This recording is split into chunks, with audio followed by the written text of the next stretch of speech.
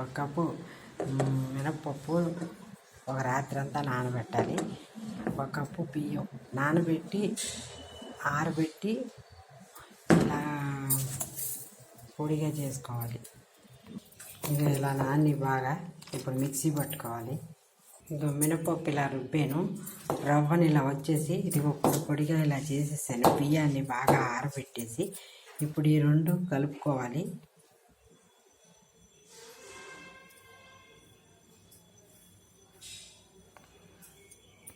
ఈ రెండు ఇప్పుడు మిక్స్ చేసుకోవాలి. ఇలా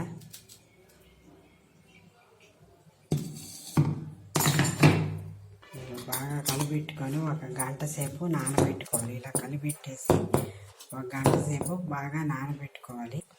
ఇప్పుడు దీనిలోకి 2 స్పూన్లు ఉప్పు వేసుకోవాలి.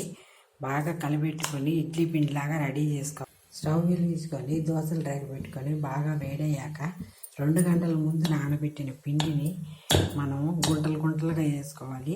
మనం దీనిలోకి ఎర్రకారం కానీ నేను అవిసె గింజల పొడి రెడీ చేశాను నంచుకోవడానికి. నేను ఆ వీడియో ఇంకో దాంట్లో చూపిస్తా. ఫస్ట్ ఇక్కడ గుండెని వేసుకోవాలి.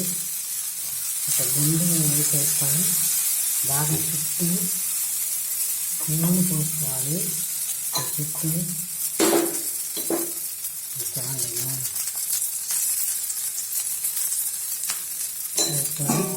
ఇలా మూత పెట్టేసేయాలి. 10 నిమిషాలుగా రెడీ అవ్వాలి. తిరగేసిన దోశ చూడండి కలరు దిబ్బరొట్టులాగా వస్తుంది. ఎర్రకారము, మిర్చి, 2 టమాటాస్, ఒక ఆనియన్, 3 చిన్నుల్లిపాయలు వేస్తున్నాను. ఇది టమాటా కారం అంటారు దీన్ని. అన్నీ ఇలా ముక్కలుగా కట్ చేసుకోవాలి.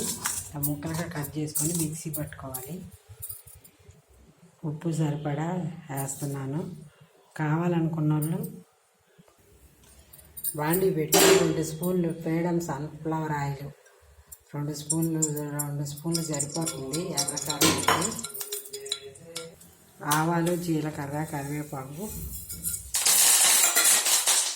కొనలు 2 ఎండుమిర్చి కూడా వేసుకోవచ్చు. ఇందాక కావాలంటే అన్నాను కదా, అప్పుడు 2 మిరియాలు కూడా ఈ ఎర్రకారంలో వేసుకుంటే కొంతమంది టేస్ట్గా ఉంటుంది. ఇలా తాలింపు పెట్టుకోవాలి. బాగా కొంచెం వేగనిచ్చాక పచ్చివాసన పోతుంది. లేదంటే చాలామంది ఇలా పచ్చిగా కూడా నంచుకుంటారు. ఎందుకంటే ఒక్కొక్క సైడ్ ఒక్కొక్కలాగా చేస్తారు ఈ కారం. నేను మాత్రం బాగా వేయిస్తున్నాను ఉల్లిపాయ వాసన పోయే వరకు. ఇలా మినపట్టు రెడీ. ఉల్లికారము ఇది అవిసె గింజల పొడి.